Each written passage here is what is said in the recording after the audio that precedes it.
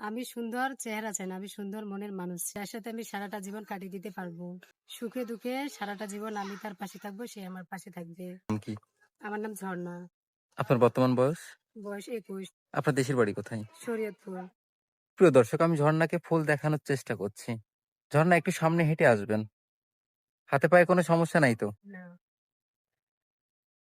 সুপ্রিয় দর্শক, এই মুহূর্তে স্ক্রিনে একটি নাম্বার দেখা যাচ্ছে। নাম্বারে ইমো, হোয়াটসঅ্যাপ দুটোই আছে। আপনারা কেউ যদি ঝর্ণার দায়িত্ব নিতে চান, ঝর্ণার সাথে কথা বলতে চান, ঝর্ণার একটা ছবি স্ক্রিনশট মেরে ইমো বা হোয়াটসঅ্যাপে পাঠিয়ে দিবেন, সাথে ভয়েস করে জানিয়ে দিবেন আপনি কোথা থেকে বলছেন, আমরা যোগাযোগ করিয়ে দেব। ঝর্ণা, আপনার দেশের বাড়ি কোথায়? শরীয়তপুর। আপনার ফ্যামিলিতে কে কে আছেন? ফ্যামিলিতে মা আছে, বাবা নেই। তো যে মানুষটা আপনার দায়িত্ব নেবে তার বয়সটা কেমন হতে হবে? তার বয়স ৬০ বা ৬৫ হোক, তাতে আমার কোনো সমস্যা নেই।